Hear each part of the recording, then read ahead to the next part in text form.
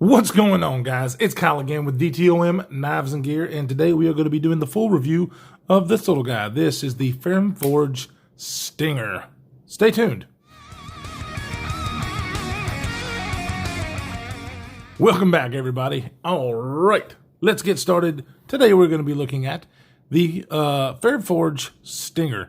We did an unboxing on this knife quite a while ago, and I have been carrying it, just have gotten other reviews that I had to get out of the way.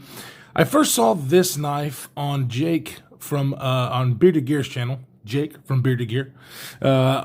He is one hell of a good guy, one hell of a good reviewer, and one hell of a good friend.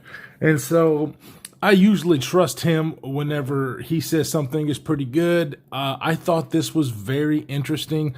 And so I ended up picking it up, and I'm glad I did. This knife is super cool, but it is not usually what you see on this channel because it is not very big. You guys know I like the big stuff, but I also like the really, well done smaller knives, and we'll go over why I think this fits that bill in a second. So, what are we working with here? We do have green G10 scales. These do come in an array of different colors. I chose the green because I like green.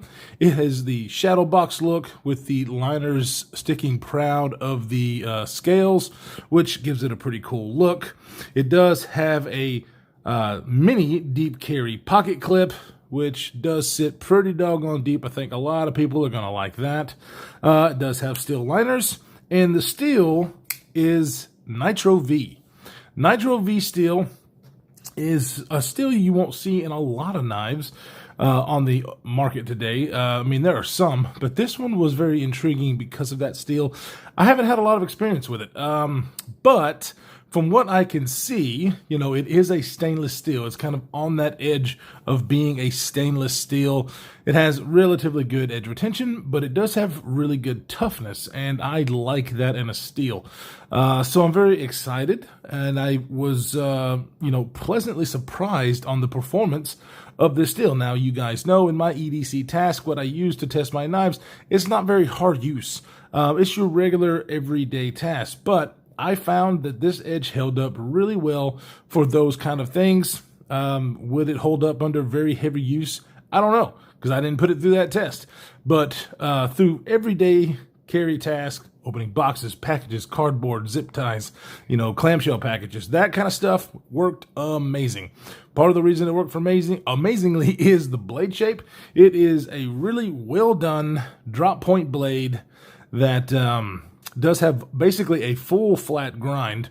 The blade stock thickness on this guy is, it's under 120 thousandths, and it comes down to a wicked thin 15 thousandths behind the edge.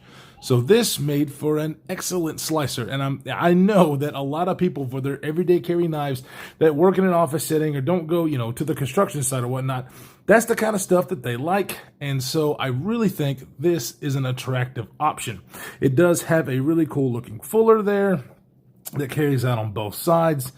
This is a Ferrum Forge design, and on this front side, it's a sterile blade. You have the Ferrum Forge logo right there in the pivot collar, which I think is really cool. T6 screws, and on the reverse side, you just have your steel there. Do it, camera. I love how it just likes to do this. Right there, Nitro V. So very sterile blade. I really dig that. It says that it's a stonewash finish, and I guess it kind of is. Very light stonewash maybe, but it looks more like a blasted finish that has just been very, very lightly stonewashed. See if I can get this to show up.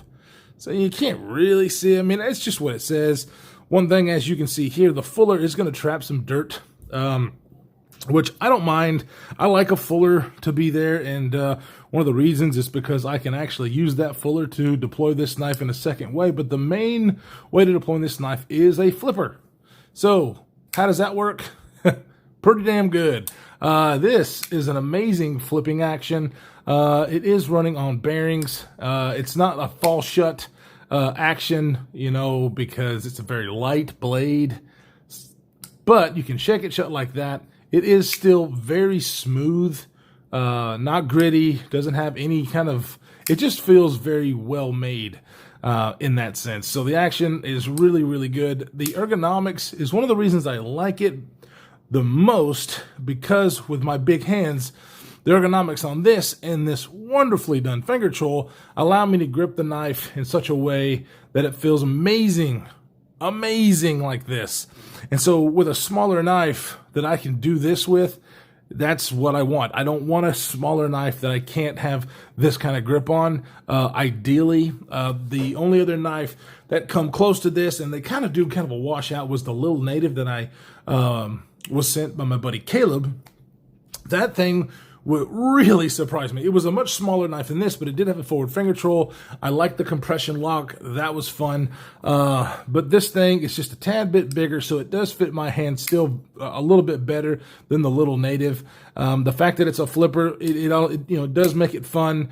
The liner lock is not as fun to disengage as the compression lock, but I can still use the fat of my finger basically to middle finger flick this guy out with that fuller. I can't really get my fingernail in there, so I just basically use the fat of my finger and flip it out that way. That works amazingly, and a lot of times that's how I deploy the knife. But the flipper works great, so I really enjoy flipping this guy. The flipper tab on it is, it's not huge. I mean, it sticks out a little bit, but they did a really nice job of rounding this off. It is not sharp. It's got jimping in the right spot and just enough detent to get it to fly out there. Can you fail it? Yep. But you have to try to fail this knife. It is super easy. It's more of a push button. If you push button this, you'll never fail it, I guarantee you.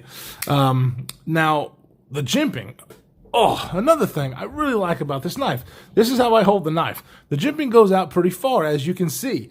And it is a very nicely done jimping. It's not very sharp, but it is enough grip for me to get my thumb right behind there in this grip to get down on my work surface, whether it be cardboard or whatever I'm cutting. And it works amazing. They did a really good job designing this knife for ergonomics. I am really, really stoked. Now, if I choke back up here, I'm obviously really cramped. My pinky is, kind of hanging off there, but it still can be done. The pocket clip then kind of becomes a little bit of a hot spot for me, but it's not bad. It's not something that I think anybody would really write home about. It's just something you can feel. But of course, I hold it like this, and it just works. Holy crap. So, like I said, it's not a very big knife. It's also not a tiny little thing. I mean, it's 7¼ inches overall, with a 3¼ inch blade, 2.875 cutting edge. It's got a blade width of about an inch. And like I said, with 120 thousandths stock thickness, comes down to 15 thousandths behind the edge. This thing cuts like a dream. Flies through material. Let's go ahead and put it up against some other options in this size range. Here it is against the Civivi Elementum. I much rather carry the Ferrum Forge Stinger than I would the Civivi. However, the Civivi is a very nice carry. I have to admit that I do enjoy carrying this guy. It's just not near as comfortable because I can choke up, but it's not like that forward finger choil. So this is very passable, and I like the weight of it because it's in copper, and a lot of people don't like that. But the Ferrum Forge Stinger, it only weighs around 2.5 ounces. So very, very nice, especially if you're looking at the blade per inch. It's got a 3¼ inch blade, and it only weighs 2.8 ounces. What did I say? 2.5 ounces. So as far as that is concerned, nobody can complain about that. Here it is against the Para 3. Pretty doggone similar as far as the overall length. You actually get a little bit more of a cutting edge on the Ferrum Forge Stinger than you do the PM or the Para 3. You still have a forward finger control to choke up on, and this is very comfortable. But I'll be honest with you, I really enjoy this one a lot better as far as the ergonomics. It is definitely a thinner profile than the Para 3. And usually I don't like that. I don't like it when it's thinner because I like to have more to hold on to. I feel like I don't need it. I just really feel comfortable with this blade. And the fact that it's thin and slicey and carries like a dream, I mean, yeah, it just really, really surprised me. The only other one I have here, kind of in the size range, just a little bit longer, the Quiet Carry Waypoint. This one is also in a cool steel, the Van X steel. I'm really, really digging this Nitro V, though. Yeah, it's just really a nice steel for, I think, EDC. I mean, is it the best in the world? No, probably not. But I like to have it. I like to have this, relatively different steel that you just don't see in a lot of blades. I think they made a good choice for that. And then, of course, like I said, carries really well with this deep carry pocket clip. I think nobody can complain about that either. It works amazing. It does kind of come up, like that, kind of swoops up a lot, but it makes it to where it goes in the pocket relatively easy. I have noticed that a lot of the times I say the knives go into my pocket really easily, and they all do. However, I've just now recently switched pants. I basically wear the same kind of pants. And when I switch to a different kind of pant, I noticed that some of the knives that I said go in and out of the pocket really easy, actually are a little bit harder to get in and out of the pocket just because of some ramp issues on some pocket clips. This one does do quite well. But yeah, I just noticed that wearing the same kind of pants. So a lot of people are going to be like, that thing didn't go in the pocket very well. It did for me in those pants and not so much in others. So yeah, but anyways, carrying this thing was actually, I almost always carry this unless I have another knife that I'm reviewing. This is my secondary, my fifth pocket knife. Now, it's a little bit long for a lot of people's fifth pocket knife. I get it. The Little Native did a lot better job as far as being smaller. Another knife that I like to carry is the Kaiser Sheepdog Mini. Those two do fit in the fifth pocket better than this, but it is small enough to fit in that fifth pocket, and I do carry this mostly as a secondary. But because of its dimensions, the sliciness of the blade, you get a full 2.875 cutting edge. I think a lot of people can use this as a primary all day, every day, and not have an issue. So all in all, I really like this knife. I am stoked that I was able to pick it up. Now, I was able to pick this up at Chicago Knife Works for like $75. Most places that you go to see, this thing's like 90, like $89. So if they are still selling these whenever I edit this video, I will put a link to where I got this for $75 because I think it is an absolute deal for that price. I would pay that all day, every day. I would have paid the $90, but hey, I came across that one at Chicago Knife Works and boom. I was like, yeah, sold. So matter of fact, I kind of wish I would have bought two. But anyways, very impressed with the knife. I think you guys will be too. If you're looking for a smaller EDC, lightweight, slicey little blade, man, I tell you, this is a good one. This is a real good one. Especially with somebody with my big old hands who can use this. I think a lot of people will enjoy it.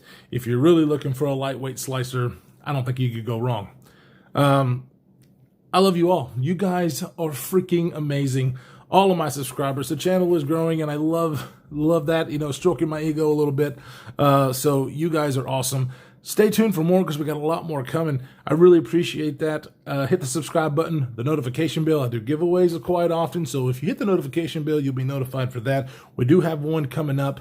I've got something coming in for that. So anyways, guys, I love you all. Stay safe in this absolutely crazy world that we're living in, and we will see you in the next one.